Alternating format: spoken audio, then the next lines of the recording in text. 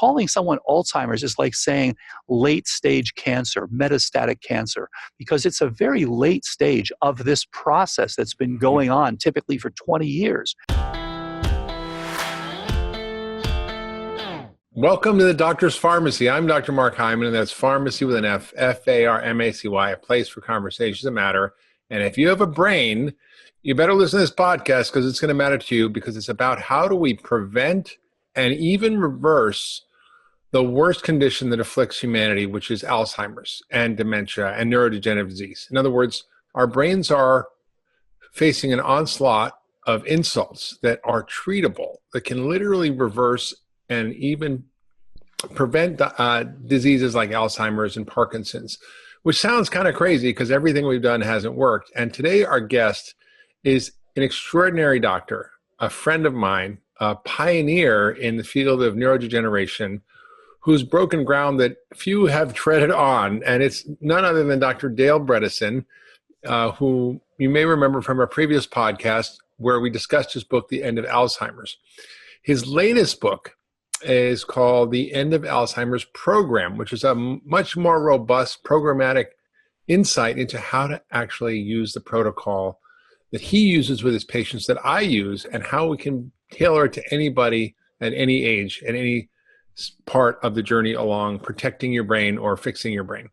He's been on the faculty of UCSF, UCLA, University of California, San Diego. He's directed the program on aging at the Burnham Institute before becoming to the Buck Institute in 1998 as its founding president and CEO. And he's currently a professor at UCLA and the chief science officer at Apollo Health, which is a great online platform for addressing neurodegenerative disease. So welcome, Dale. Thanks so much for having me on, Mark. I really appreciate it. Okay, so let's get into this, because you know most people worry about heart disease or obesity or diabetes, but it doesn't take away who you are. Right. Alzheimer's takes away who you are. Neurodegenerative disease takes away your soul, in a sense. Your memory, which is really what we're made of, is memories. And I think that it's a terrifying disease for so many. It's growing in scope. It's affecting millions and millions of Americans. I think about 5 million now, projected to be about 14 million in a few years. The caregiver burden is enormous that goes along with this. The costs are even more than taking care of a patient with cancer or heart disease. And this is an epidemic, really. And globally, it's literally hundreds of millions of people are going to be affected by this.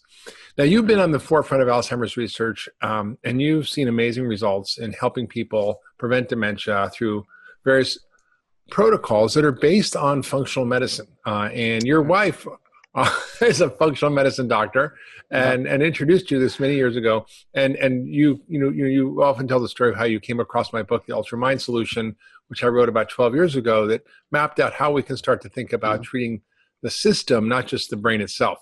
And you created the Bredesen Protocol that fundamentally changes how we think about cognitive decline. So tell us about how you came to understand that what you learned as a neurologist and as a researcher around Alzheimer's corresponded with these emerging ideas around functional medicine, and how that led to you to develop the Bredesen Protocol. Yeah, and thank goodness there was functional medicine, or we would still be, figuring out how do we put all this together. So, we were interested for 30 years in the laboratory, and we were simply going, and as you said, people have been unable to treat these diseases. Alzheimer's, frontotemporal dementia, ALS, neurodegenerative disease has been the area of greatest biomedical therapeutic failure. So we were trying to study what are the molecular drivers of this process. And what we could see with the research was that there is a central switch, APP, which is literally integrating over all these signals. So the big surprise was that everybody who's talking about Alzheimer's had the wrong idea. They've told you it's misfolded proteins, it's reactive oxygen species, it's prions, it's tau, amyloid, all this stuff. But the reality is, when you look at it, at the heart of Alzheimer's is an insufficiency. You have an insufficiency of signaling, which is picked up by this molecule APP, which then is protecting your brain for downsizing. It's very much, by the way, what's happened with COVID-19. We have an insult, SARS-CoV-2, and of course, we're supposed to be sheltering in place and social distancing. But what's happened with that, with less interaction, we have a recession. This is exactly what goes on in the brain of an Alzheimer's patient.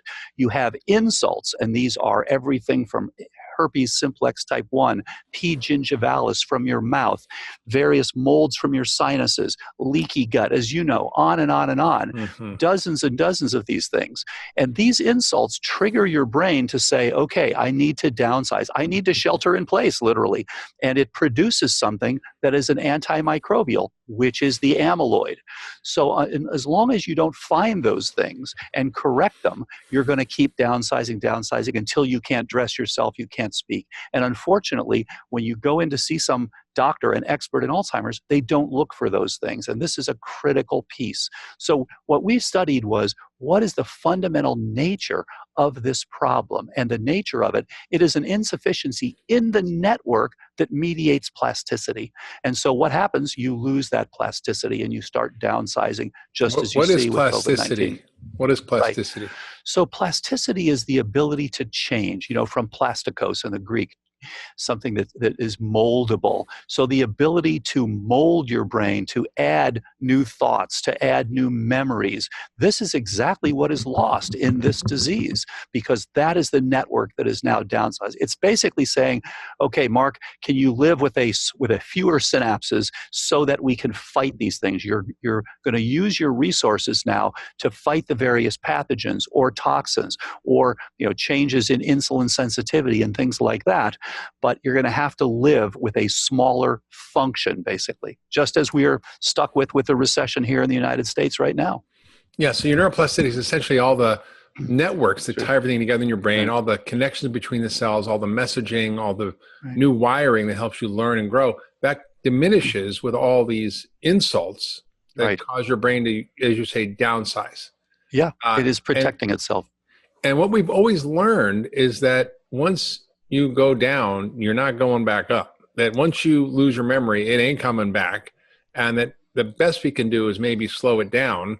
And the best research, we're talking about billions of dollars, hundreds of studies over many decades, have really come up with a big fat zero when it comes to any meaningful result to stop, to slow, or to treat Alzheimer's or dementia. And we've spent so much money and got so little because we've been focusing on the wrong thing. So in your program, the End of Alzheimer's program, you talk about what we actually should be focusing on. And you talk about these metabolic factors that can literally trigger this downsizing. So what are those factors, and how do we rebalance them so we don't end up having this decline in brain function? Yeah, it's a great point. And so, we can actually see people improve, just as you described in your 2007 book. And so this shows that there is a set of things that are synaptoblastic, making connections and keeping connections, and a set of things that are synaptoclastic, pulling back. And when you're young, there's this beautiful balance. You're actively forgetting the 7th song that played on the radio in the work yesterday and stuff, that sort of thing.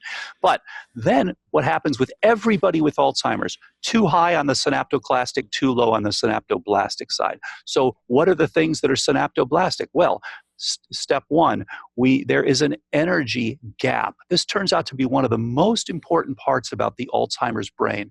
As you know, if you just look at a PET scan, an FDG PET scan, you see that there is a decrease in the utilization of glucose by your temporal lobe and your parietal lobe. That is the hallmark, the signature of Alzheimer's disease, and it's present for about 10 years before a diagnosis. So you have a critical energy gap that you need to change. You need to address that gap. And the best way to do it, of course, is with ketosis. And you can, Stephen Kinane showed years ago, you can ramp those ketones up to 1, 2, 3 millimolar beta hydroxybutyrate, and you can address that energy gap. That's the first thing. The second thing is, when we used to grow the neurons. So basically using a ketogenic diet, you can increase the way the brain uses energy and make it basically have more energy by feeding it fat instead of sugar and carbs. Exactly. And there are two problems there. One is that you've lost the flexibility. You've lost the ability. Everyone's stuck on the glucose side. They're not able to use the ketone side. You have to have the flexibility. And then the second is that they have the insulin resistance, so that even though they're trying to use the glucose, which is what they've used for years and years and years because of the standard American diet, they're now unable to do that because you literally have changes in the ability of insulin to signal. You change your insulin signaling IRS1 molecule from tyrosine phosphorylation, which is active, to serine and threonine phosphorylation, which is inactive. You literally shut it down. And when we used to grow neurons in a dish, in the lab. So basically what you're saying is that sugar kind of screws up your brain's ability to metabolize energy. Is that what you're saying? That's exactly right. Okay, because I don't people know what tyrosine and serine is. But I think that's a basic take-home point, is that when you eat sugar, your brain doesn't like it and it starts to shut down, and it leads to Alzheimer's. It becomes resistant to it. Exactly right. Resistant to the insulin effects, which are so critical for keeping your neurons alive. So the beautiful thing here is that what we saw in the lab reflected beautifully what you and David Perlmutter and Jeffrey Bland were saying clinically. So that if we hadn't had all the great work you did, we would have been stuck. Say, okay, what's the next step we take now from the lab? But here's this beautiful functional medicine all ready to plug in the underlying science of Alzheimer's disease. So in that sense, very helpful. And as you said, sugar damages your ability to support your synapses. So you've got to address, with ketones, you've got to address the energy, you've got to adjust the insulin sensitivity, you've got to get insulin sensitive instead of insulin resistant, which virtually everybody with Alzheimer's is. And then you have to reduce any inflammation. Your brain responds to inflammation by saying, I am being attacked. There's some organism out there, so I'm going to make this amyloid which kills these microorganisms. But in so doing, I'm downsizing. So you've got to get rid of that inflammation, not just get rid of the inflammation, resolve it, but you also have to find out what's causing it and address that. So those are the first three things. And then you've got to have the support. You've got to have hormones and trophic factors and nutrients that are critical for rebuilding those synapses. Fortunately, before you actually lose the neurons, you first lose the efficiency of the synapses. The synapses don't work well, but they're still in place, thankfully. Yeah. So when we do the right things, these start working well again. Yeah, it's interesting. I remember reading this article, because what you're talking about is multiple different factors that explain the phenomena we see as dementia, but that it's not one disease, that it's many diseases and many dysfunctions manifesting as a particular set of symptoms that are common among people, but it doesn't tell you why. So everybody you look at who's got cognitive decline or Alzheimer's, you have to be a detective and find out what is their particular issue. Is it more insulin resistance? Is it more of an infection? Is it a mold? Is it a toxin? Is it some other nutritional deficiency or hormonal lack? Like too much of something, not enough of something else. And what's really striking is that the inflammation is this common theme in all brain dysfunction, whether it's depression or ADD or autism or Alzheimer's or Parkinson's or whatever, it's inflammation in the brain. And so a lot of your work has really been in understanding what is driving that inflammation. Because the amyloid, like you said, is not the problem. It's actually your body's attempt to fix the problem. Yeah. Exactly. It's the Band-Aid that the body uses and to deal with the inflammation and the microbial factors, which often can come from gut and other factors. So talk to us about how, we need to rethink this, because I remember reading this article years ago in JAMA, which was called Shifting Thinking About Dementia. And there was a great line in there that says, we combine categorical misclassification with etiologic imprecision. And what that means in English is that we categorize people according to symptoms, not causes. Right. And we are not really good at finding the etiology or the cause, right? So we kind of just like throwing, spaghetti at the wall, trying to see what works. And what you've done with the Bredesen Protocol and the End of Alzheimer's program is to really map out systematically the ways in which you can identify those factors that are harming your brain. Right. You call them dementogens. Right. And what are those factors that we need to provide the body to optimize and enhance brain function, right? Yeah, exactly. So, what's what happens in COVID-19, again, is cytokines. And so, cytokines are killing people. As you know, the cytokine storm is the problem.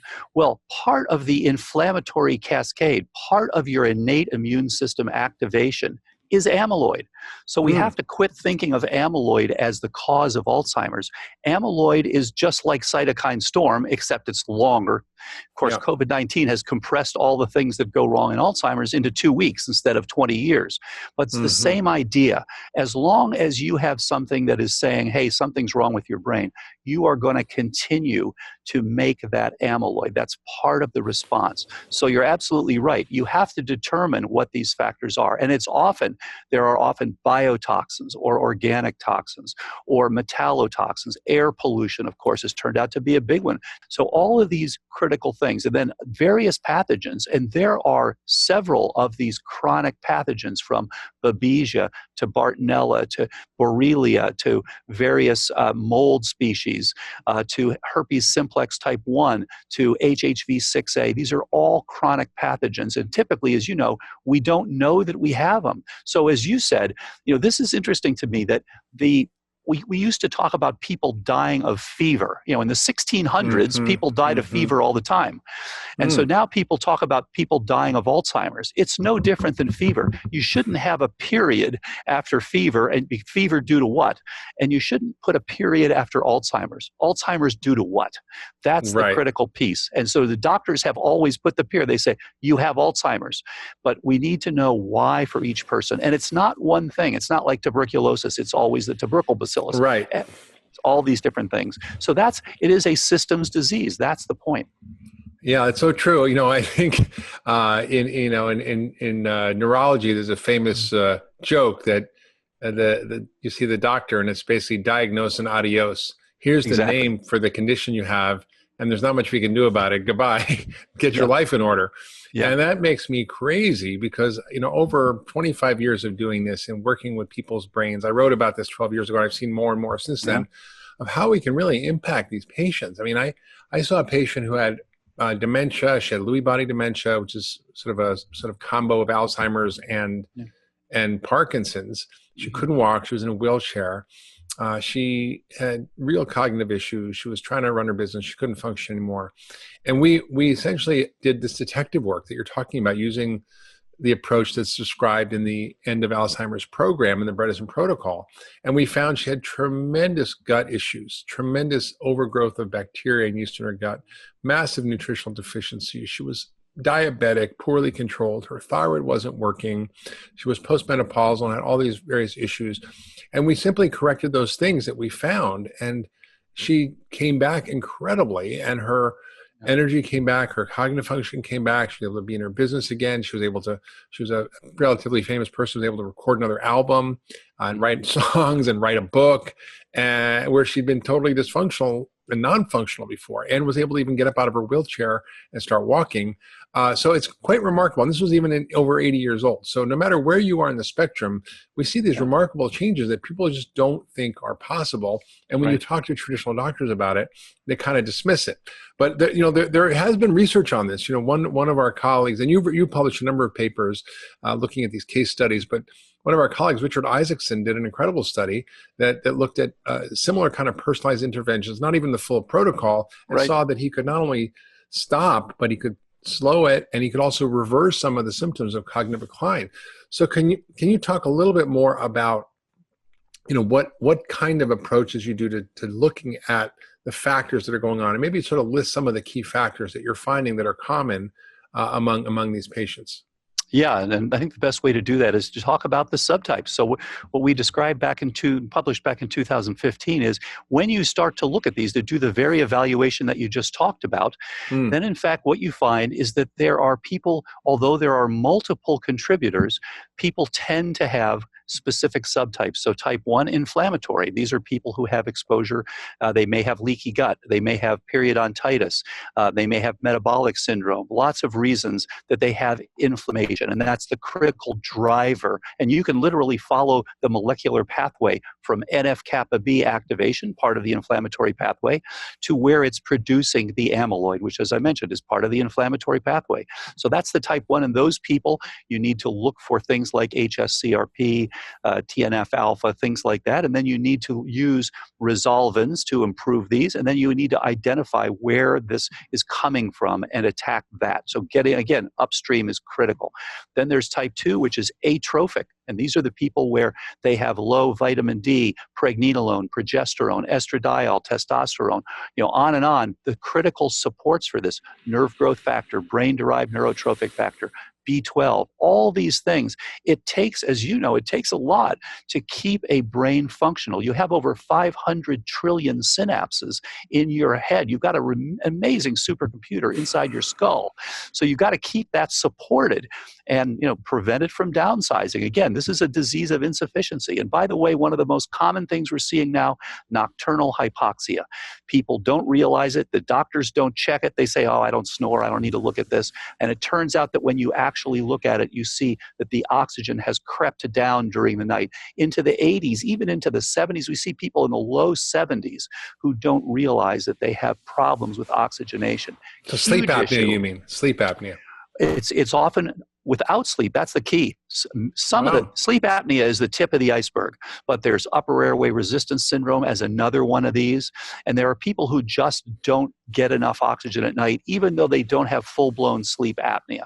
So that's critical to check. And then, of course, we talked about the ketones earlier. Then there's the type 1.5, which is glycotoxic. And this is the people where they've got both inflammatory changes because of glycation of hundreds of proteins. And they've also got the atrophic effect because they now have resistance to the insulin. So that's type 1.5 or glycotoxic. Those are the factors. You got to look at their hemoglobin A1C, their HOMA-IR, stuff like that. And glycotoxic means sugar being toxic to the brain, and it forms these crusts, sort of like a creme brulee on the top of your brain, so it can't really work properly. And that you talk about atrophic, which means lack of things to help the brain grow. Trophic factors are essentially the fuel or the food or the ingredients that the brain needs to function, including hormones and the right nutrients and vitamins and fish oil, all kinds of stuff that the brain actually needs to function. Yeah. So you talk about the way you identify this, and I thought this was brilliant the first time I heard about it. Everybody knows they should get a colonoscopy to check their colon, but you come up with this term called a cognoscopy, which I love, which is essentially how do you do a deep dive into your brain and all the things that affect your brain that cause risk of cognitive issues. And by the way, all the things that you measure with a cognoscopy are all the things we measure for any chronic illness to look at. And some are more prevalent in different illnesses. But with Alzheimer's, you've really come up with a model of a cognoscopy. So can you talk about what is a cognoscopy? What should we be looking for? How do we get it? Can we get it with our regular doctor? Or is this something that you really need specialized care for? Yeah, it's a great point. And people have told me don't use that term cognoscopy. It sounds so horrible. But it's simple. It's easy to remember. And we all know we should get a colonoscopy when we turn 50. So we recommend everybody 45 or over get a cognoscopy. And as you said, it is things related to chronic illness. But the key is to prioritize. I mean, that's the key. The people who are getting the best results, as you know, are the ones who are prioritizing the things that are the most important drivers. It's different for each person. For some person, it's going to be getting at that Borrelia. For the other person, it's going to be getting at that mycotoxin. And another person, it's going to be the glycotoxicity. So today it's very simple to get a cognoscopy. One might be mold, one might be Lyme, one might be sugar, right? One might be mercury, right? And might be vascular. A common one is people just don't have the vascular support for their brain. And this is why they are downsizing. And so if we return that support, we return the oxygenation and the blood flow, they do better. Hey everybody, it's Dr. Hyman. Thanks for tuning into the Doctor's Pharmacy. I hope you're loving this podcast. It's one of my favorite things to do, and introducing you all the experts that I know and I love and that I've learned so much from. And I want to tell you about something else I'm doing, which is called Mark's Picks. It's my weekly newsletter. And in it, I share my favorite stuff, from foods to supplements to gadgets to tools to enhance your health. It's all the cool stuff that I use and that my team uses to optimize and enhance our health. And I'd love you to sign up for the weekly newsletter. I'll only send it to you once a week on Fridays. Nothing else, I promise. And all you have to do is go to drhyman.com/picks to sign up. That's drhyman.com/picks, P-I-C-K-S, and sign up for the newsletter. And I'll share with you my favorite stuff that I use to enhance my health and get healthier and better and live younger, longer. Now back to this week's episode. So the way you can get a cognoscopy, it is three things. It is, number one, a set of blood and urine tests, easy to do. Number two, it is a simple online cognitive assessment. And if you're completely asymptomatic and doing great and you're just in for prevention, you can stop there, just those two things. If you have any symptoms or you're not scoring well on the cognitive tests, you want to include number three, which is an MRI with volumetrics. You want to know the volume of your hippocampus. You want to know the volumes of your frontal lobes and your parietal lobes and things like that. And hippocampus is that little memory center in the brain. It tends to shrink. Right. And I've heard you present some cases that when you've done these cognoscopies, you start these interventions that are in the End of Alzheimer's program, your new book, which everybody should get. And you map out the changes over time when you implement the Bredesen Protocol. And and remember the story you told of the neurologist, the neuroradiologist, who looked at the scans and was like, this is before and this is after. Doesn't make any sense. I've never seen this in my entire life, to go from like 20% of what it should be to 70 or 80 or 90% of what it should be. Can you explain how that happens? Absolutely. And, we see this again and again and again. We're actually just publishing another paper showing not only increase in hippocampal volume, but also improvement in PET scans, where you go from a PET scan that shows Alzheimer's to a PET scan that doesn't show Alzheimer's. We also see improvements in electrophysiology. So improvements in EEG, improvements in evoked responses, and of course, improvements repeatedly in cognitive scoring and testing. So this is happening because you are putting the things in that actually support the brain. You're getting hormones and trophic factors that are critical. So the brain is now making the synapses once again. Now, we don't know yet, is it making more neurons? Is it making just more synapses? Is it changing in terms of its astrogliosis? We don't yet know what's happening at the cellular level, but we do know that atrophy is improving in many of these people. So you said two things there that sort of struck me. One is that your brain can grow. You can rebuild brain tissue that's been damaged by the insults, and literally grow your memory center, which correlates with improved cognitive function on the brain cognitive testing. And second, you said you can do a brain scan that you can see Alzheimer's on. You can repeat the brain scan, and the Alzheimer's markers on the brain scan are gone. Like that. Correct. That's like, what? Stop presses, headline news. Why isn't this on the cover of New England Journal, JAMA, cover of New York Times, Wall Street Journal? What's going on here? Yeah, well, partly because, of course, the standard is, do 1,000 people and then do the whole study. So, at the beginning, you have to start somewhere. With just getting the airplane off the ground, you got to start somewhere. So we're looking, as you said, at these various cases. We are in the midst, I should say, of the first trial in history in which we look at all the different contributors for each person and address all these different things. We'll be finished with that in December. So very enthusiastic about that trial. But yes, we do see in these anecdotes that we're now looking at, we see improvements in PET scanning and electrophysiology and hippocampal volume and all these things. When you are getting these people to improve and to do the right things, you're literally just restoring a synaptoblastic neurochemistry. And what that means is you're creating a brain that likes to build new brain cells. that is capable. And it's over almost 30 years ago it was discovered. It was, of course, I was taught years and years ago that the brain doesn't make new neurons. You get the ones you have and that's it. And then about 30 years ago, it became clear that, hey, there are neural stem cells and you actually do make new neurons throughout life. And so it's a question of which ones do you keep, and do you have them interact with other neurons? Do they become part of the functional network? So it turns out you do make more of them, and if you do the right things, you can keep them and you can keep their interactions.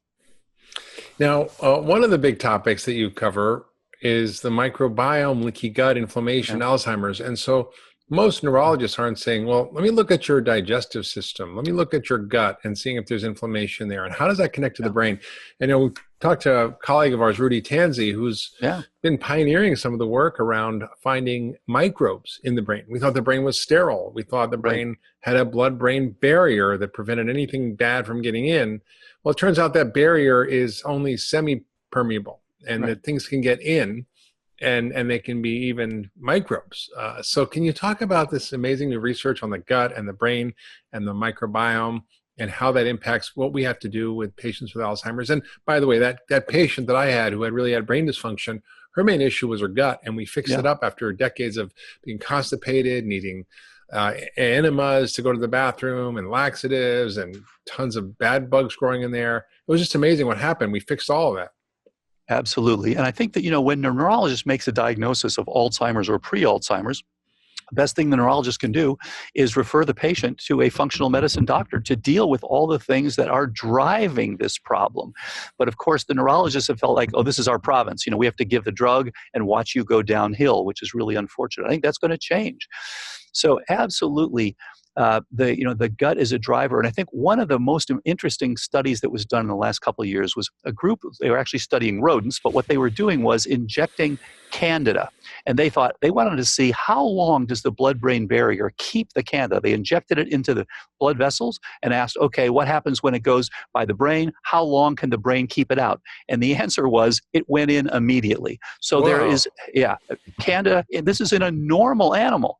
So the fact of the matter is there is much more communication, just as you pointed out, and as Rudy has been pointing out, there is much more communication between the brain and the periphery than anyone thought possible. And what have the pathologists shown us? When they look in the brains of patients with Alzheimer's, what do they see? Herpes simplex in the brain. They see Candida in the brain. They see Borrelia in the brain. They see P. gingivalis from your dentition in the brain. Gum disease. All these different gum disease. So the bottom line is our brains are communicating with the periphery much more than anyone thought before. And as you said, we actually probably have a normal brain. As much as that kind of blows my mind, we actually probably do have a normal brain microbiome, and we're going to have probiotics for our brain at some point. Cognobiotics, right? Cognobiotics, yeah, there we go. Wow, that's incredible. Well, the approach also that is needed is something we don't do in traditional medicine, which is how do you restore a healthy microbiome, right? And this is what the focus of functional medicine is. How do you take the symptoms that people have, or even they may not have any symptoms in the gut, but look at the environment in there and optimize it by taking out the bad stuff, putting in the good stuff, and using the functional medicine approach to really heal the gut. So I think what you're saying is that each patient is different, and some may have gut issues, some may have other issues. One of the other issues that it really affects people is heavy metals, and there's been a lot of talk in the past about aluminum and Alzheimer's, but it was sort of ignored. And I remember a patient I had, one of the first patients that I was like, I don't know what I'm doing with Alzheimer's. This patient's been diagnosed with Alzheimer's dementia. I have no clue if anything I'm going to do is going to work, but I'm going to try my basic framework of functional medicine to see if we can just take out the bad stuff and put in the good stuff. So I did a cognoscopy of sorts, got rid of the dementogens. And what was really striking about this guy, Dale, was he was 7 years old. He was a former CEO of his major family business, couldn't function at all, sort of was in the corner, basically depressed and not functioning. Nobody wanted to be around him.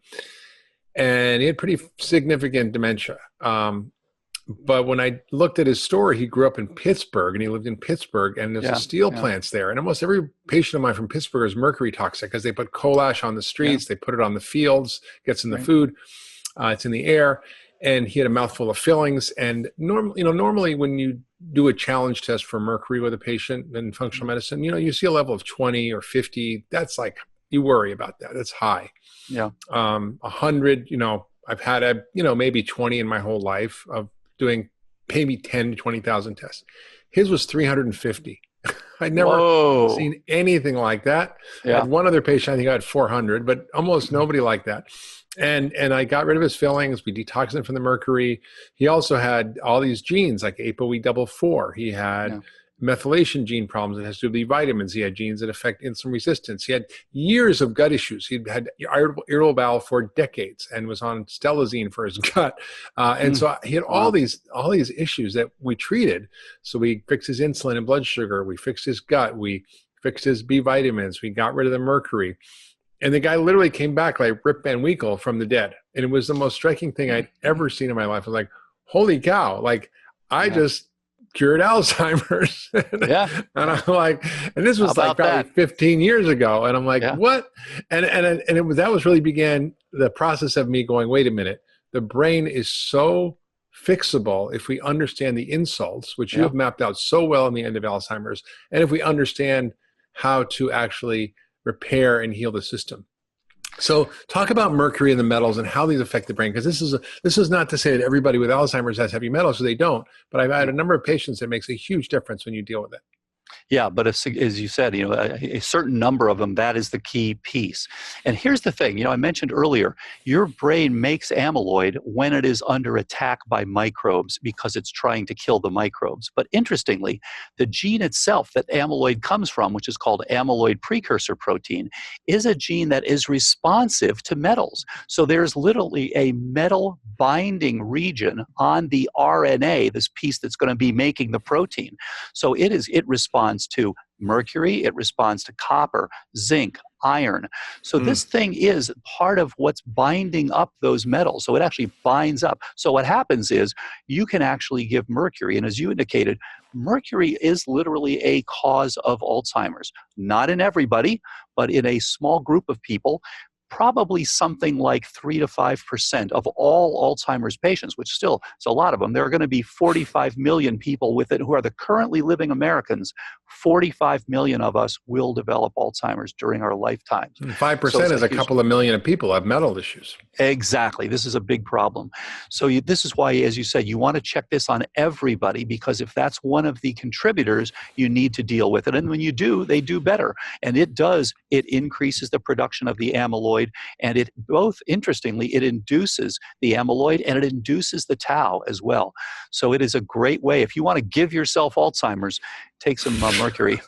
Eat some sushi. Yeah, exactly. But some tuna sushi.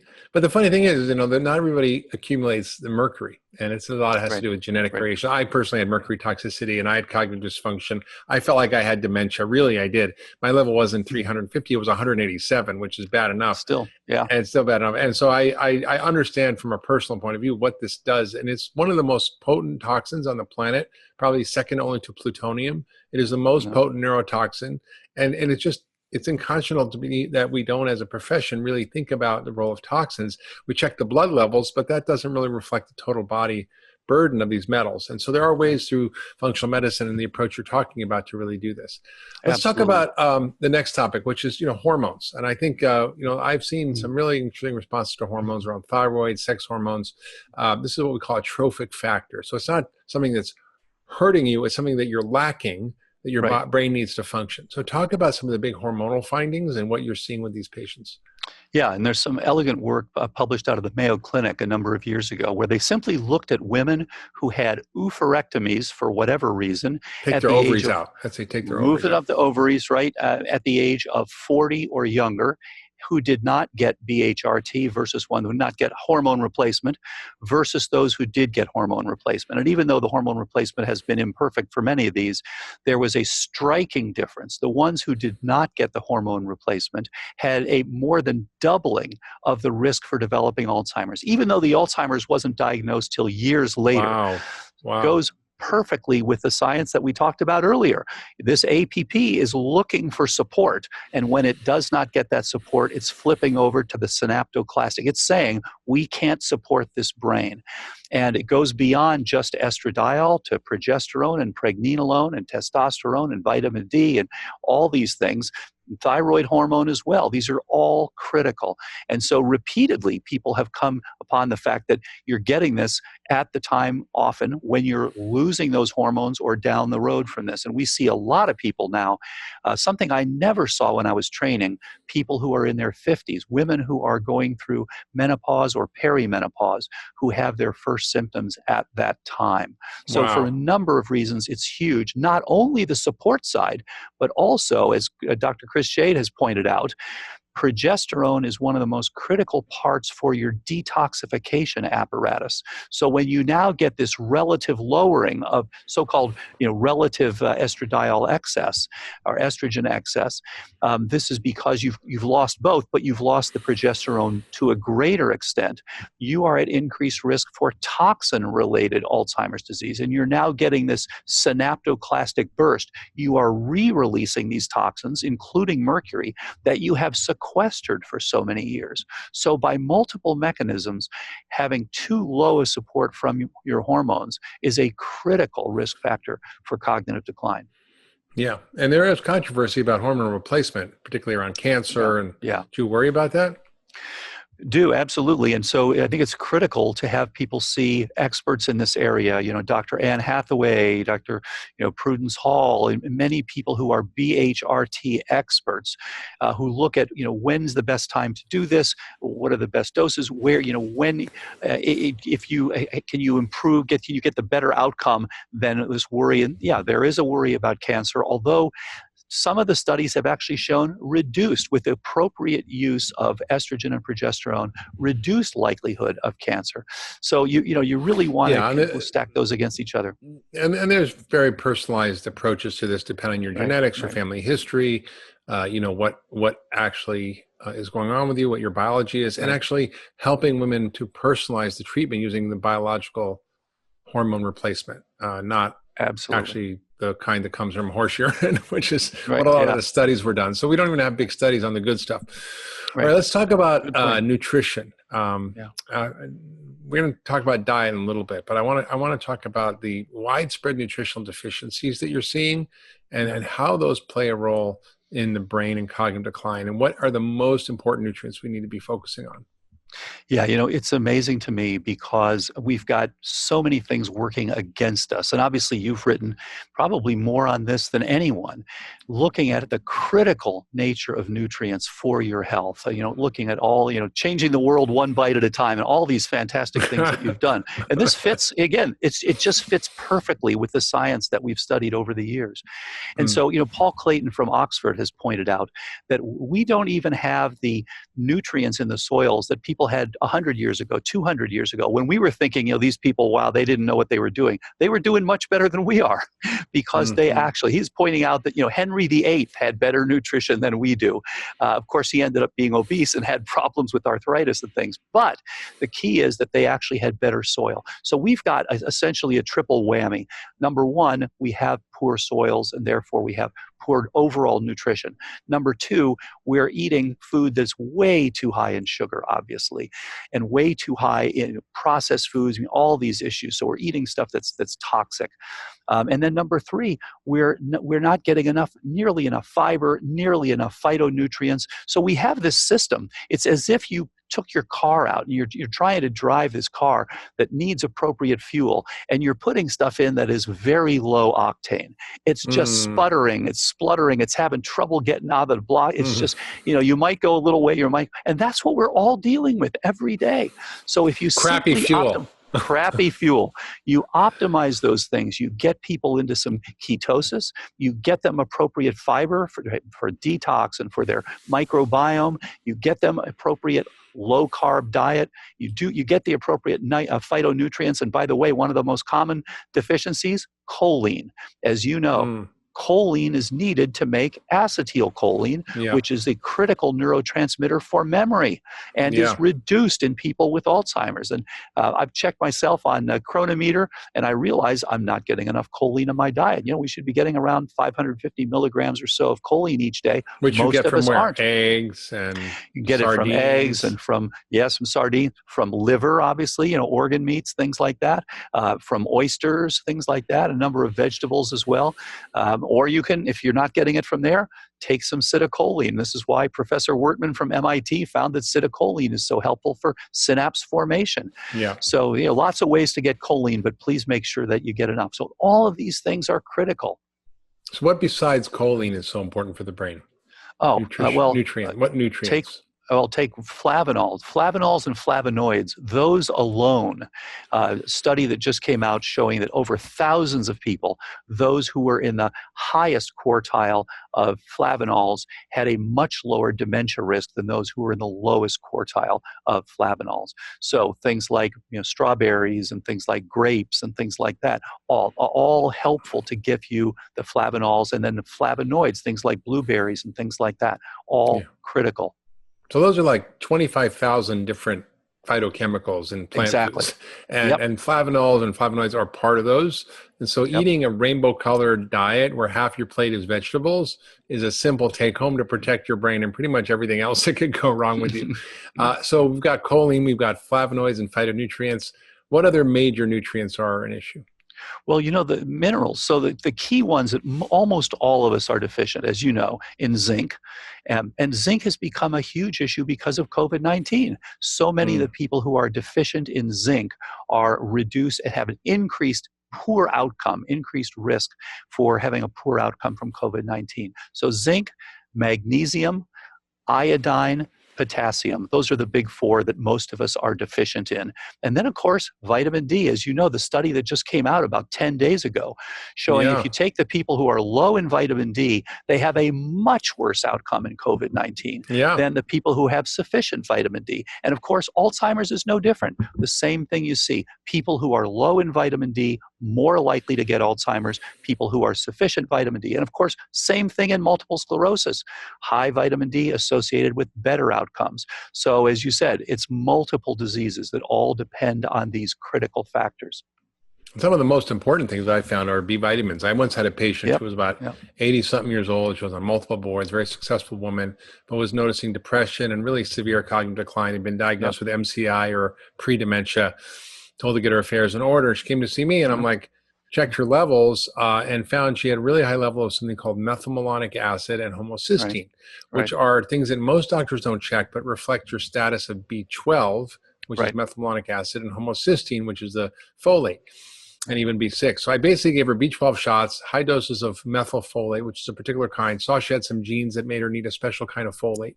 And she called me back and was doing amazing, and all of her symptoms had gone away.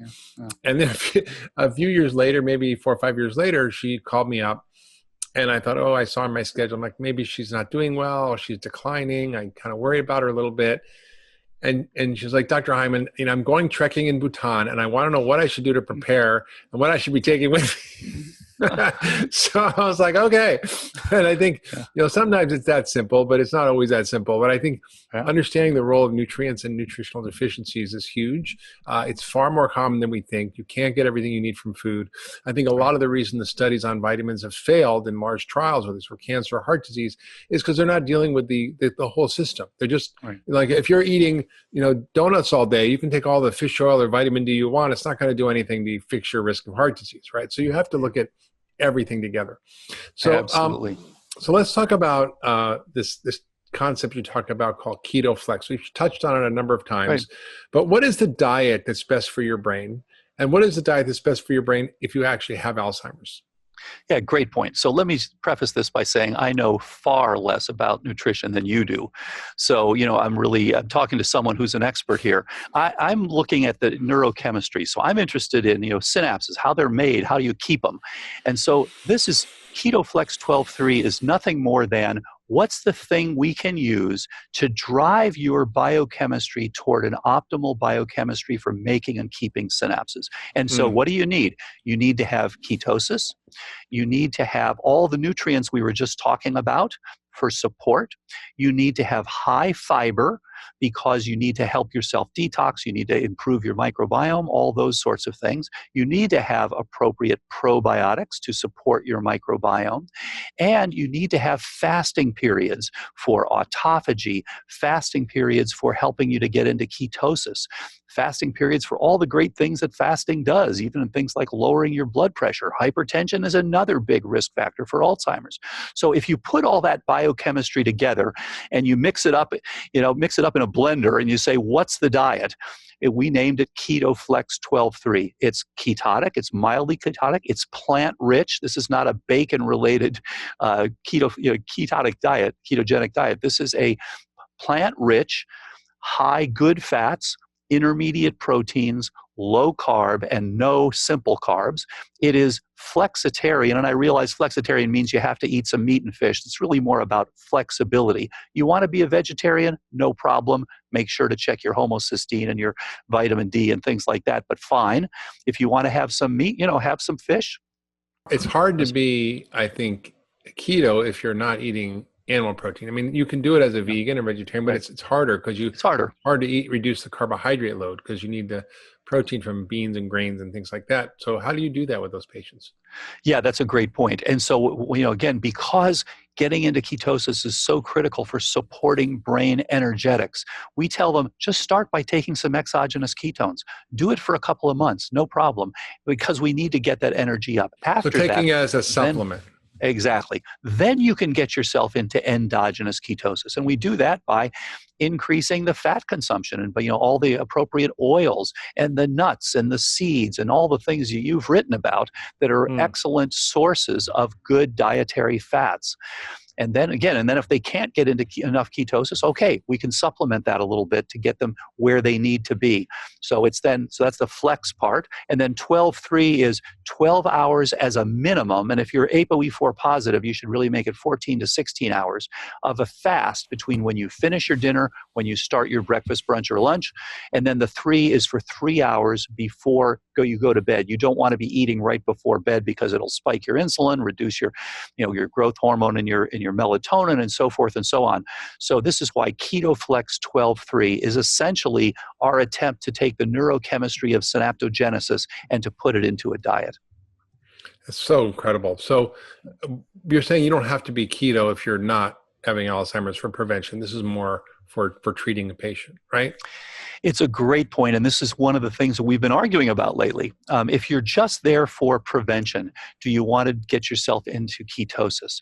It depends on how concerned you are. If you are really concerned about prevention, then you probably want to get at least part-time, getting yourself into some mild ketosis. But you're right, you don't have to. For someone who's trying to reverse, absolutely. It doesn't reverse well if you don't get into ketosis because you're missing that energy gap. And I've seen that with my patients when I put them on ketosis if they're struggling, because often people get better without it, but just on a low glycemic diet. But then you really want to push that envelope. They seem to do a lot better. And what about ApoE4? Because this is a common gene that increases your risk, and you have 1 or 2 copies. And there may be some interesting data that I'd love to explore with you, because historically there was concern that these patients should not eat saturated fat, that they may have more problems with cardiovascular disease and dementia. Right. What is the current status of the data on these ApoE4 patients, which are a lot? I mean, there are, about 45 million or something in America? Yes, 75 million. 75 million. So here's the thing. 3/4 of the population is ApoE4 negative, and 1/4 of the population is ApoE4 positive. So it's incredibly common, and there are some advantages you have to being ApoE4 positive. And so in third world countries, it actually gives you a big advantage because you have a more pro-inflammatory state. You're better at fighting off pathogens, and you're actually better if you have a starvation diet. If you're starving, you want to be ApoE4 positive because you are a better fat absorber. So 75 million Americans have 1 copy, and they are at 30% lifetime risk for Alzheimer's. If you're negative, about 9% lifetime risk. 1 copy, 30%, 2 copies, well over 50%. Most likely you will develop Alzheimer's. And that's 7 million Americans. So critical for all of these people to be on prevention, absolutely. And as far as the fats, it's a good point, and this is a controversial area still. Some arguments would say, yes, a limited amount of saturated fats, okay. I think most people who are ApoE4 positive would like to stick with the monounsaturates and polyunsaturates and stay away. So typically we don't recommend, for example, coconut oil, MCT oil. We recommend if you want to get into ketosis exogenously, just take some exogenous ketone. Take ketone salts, take ketone esters, those sorts of things. You can do that a couple of times a day and get nice spikes in your ketone levels. And then ultimately, again, you want to get into it endogenously. So, if I had to say one way or the other today, I would say the preponderance of the evidence today is on the notion that you would want to stay away from saturated fats. Having said that, there are people who do have some saturated fats in their diet and have beautiful lipid profiles, despite the fact that they are ApoE4 positive. So you want to check your blood work and see how you're responding to your diet, not just guess, right? Absolutely. Check your LDL particle number. Try to keep that between 800 and 1200. Or if you want, check your calcium score to make sure that you don't have any cardiovascular disease. But of course, there's an increased risk for cardiovascular disease as well with people who are ApoE4 positive. So as you said, check to see where you stand to make sure you're doing well. Now, a lot of people listening, and if they're medical professionals listening, they probably think it's heresy to say that we can reverse Alzheimer's, that it's providing false hope, that we don't have the science behind it, and it's really not possible. But you and I have both seen that it is possible, and it's not always 100%. But the question is, really, to what degree, in your experience, is this reversible, and how far along can you be before you can, be confident that it's going to be reversed? In other words, is there a time when it's too late? Right. So can you talk about what that is? Maybe a case or two that explains, really how this works in practice. Absolutely. So we can think of this in 4 phases. Phase 1 is where people are asymptomatic, but they already have the pathophysiology ongoing, and those people are the ones for prevention, and they do very well. And let me ask you a question. Have you ever had a person who came to you for Alzheimer's prevention who then developed Alzheimer's while on your program? I think I've had people, progress slowly over 10 years. Okay. Like I've had people kept them good for 10 years. And then sometimes if they slip off the program, that's when they get into trouble. Well, exactly, slipping off the program. So I asked this to many functional doctors. Typically, very few people have seen this. When you're on prevention and you start when you're asymptomatic, you do very well. Then the next phase is SCI, subjective cognitive impairment, which actually lasts about 10 years, where there's something wrong, often your spouse does, but you're still scoring well on the testing. Those people, virtually all of them get better because these are still early stages. Then the next stage is mild cognitive impairment. And these are people who are scoring 23, 24, 25 on the MoCA scores, or 26. This is Montreal Cognitive Assessment scores out of Memory 30. Test, right. Yeah. So they clearly have significant early Alzheimer's, but we call it mild cognitive impairment at that point. And the majority of those people will increase their scores. And we wrote a paper on this with 100 documented improvements and published it in 2018 with 15 different laboratories. And the average improvement in score was 4.9. So if you came in at 22, you ended up around 27 typically. So that's clearly improving, and they typically sustain it. Then the ones who then are all the way to Alzheimer's, they're now losing activities of daily living. Calling someone Alzheimer's is like saying late stage cancer, metastatic cancer, because it's a very late stage of this process that's been going on typically for 20 years. Some of those people improve. And we've had people with MoCA scores of 0 improve. But when they improve, they go from 0 to 5. They dress themselves again. They speak again. They interact with their families again. They can even do emails again, but they're not normal. So we're not, so far, not able to take someone from 0 to 30. And that's one of the big research questions right now. What is missing? They come to a next plateau. What do we need to get them to a higher plateau? Is there a rate limiting step that's preventing, or is it just the massive loss of synapses? Do we need to then think about stem cells, intranasal trophic factors, methylene blue, all these sorts of things that are coming? EWAT, that's another thing we've been interested in, exercise with oxygen therapy, all the things that we can bring to bear. So the bottom line is, the farther along, the harder it is, and the less complete the improvement. But if you catch people early or even in mid-stage, you can do a lot, just as you've indicated. Absolutely. I've seen that. So can you share maybe a story or two of a patient you treated, what you found, and what kind of things you did and how they improved? Yeah. Oh, absolutely. There are hundreds and hundreds like this. Simple example of a woman, amazing lady who's a psychiatrist who was having major problems, and in fact, her husband said to her that he said, "Your memory is disastrous." She got to the point where she just couldn't remember anything. She's 73 years old, and actually, she contacted me by email a few years ago, and we started going back and forth, and she started checking all the various things, and she had initially had a lot of the type 2 reduced estradiol, progesterone. No surprise, she was 73, reduced vitamin D, poor thyroid, all those. So all those were addressed. She then improved, and she actually went from 9, so she was in the 9th percentile on her initial cognitive scores.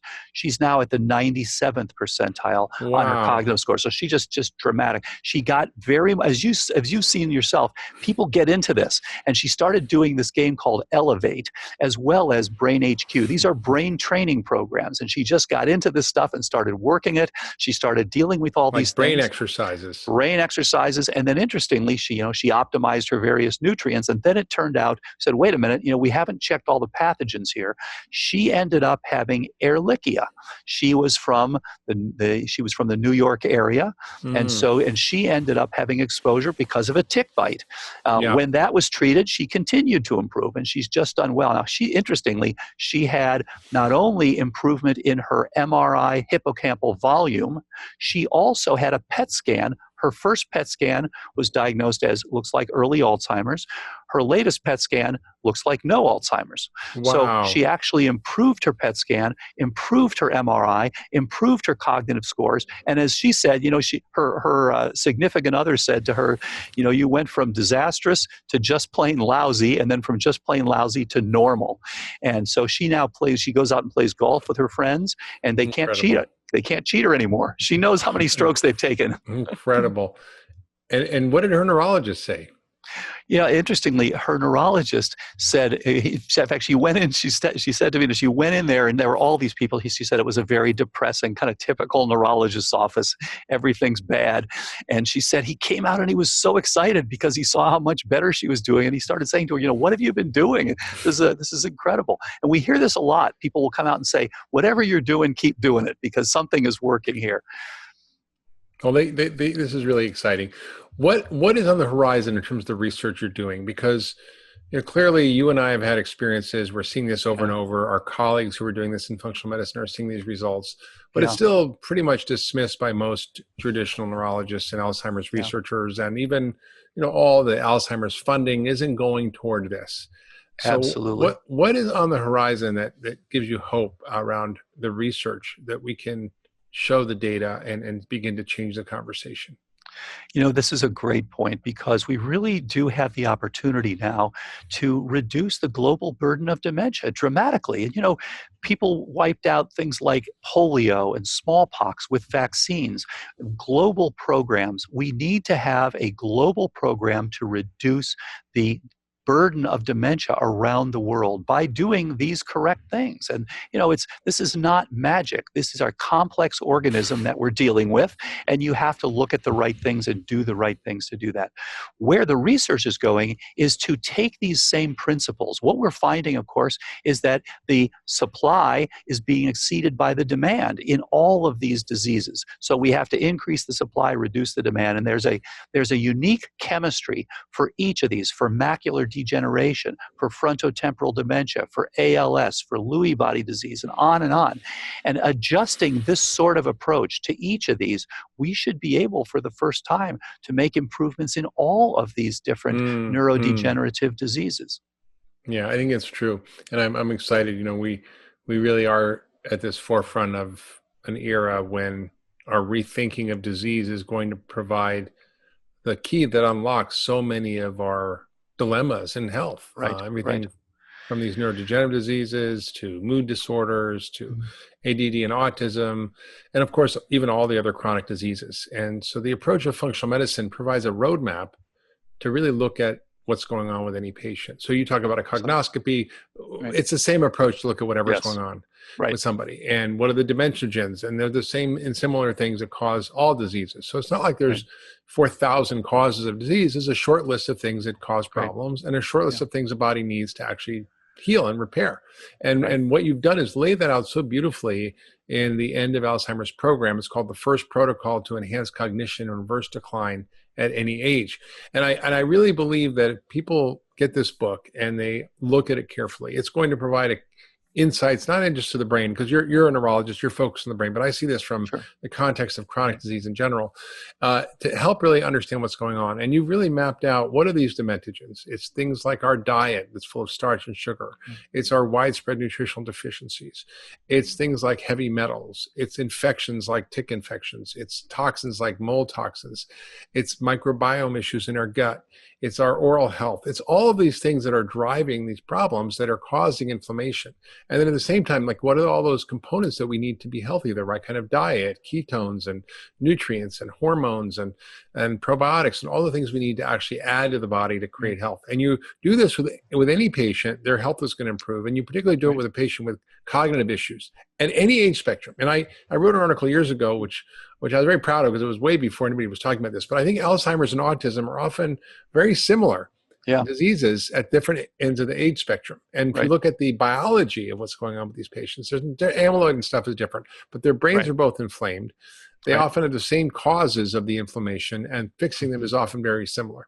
Yeah. So I think this is really the most exciting era, and I think you should get the Nobel Prize for what you're doing. I really do. I think you're way ahead of your time, and I think we really need to think about getting in the research. If anybody's listening to this who has Alzheimer's, who knows someone who's Alzheimer's, who cares about this issue, I think, we need to fund some big studies to look at this and get this done rigorously. And I think it's a really exciting moment where we can begin to do this because we know enough about the brain, and we have the big data analytics, the artificial intelligence, and the science of functional medicine and system biology to really put it all together. So Dale, I can't thank you enough for your work and what you're doing to advance these ideas in medicine and to give people hope where there really was none.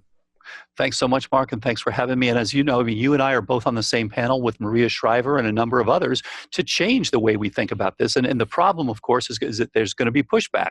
And so, over time, I think we need to get people to understand that, yes, there really is something to do, especially in the prevention and early reversal area. And we really can reduce the global burden of dementia. So thanks so much for the great work you're doing.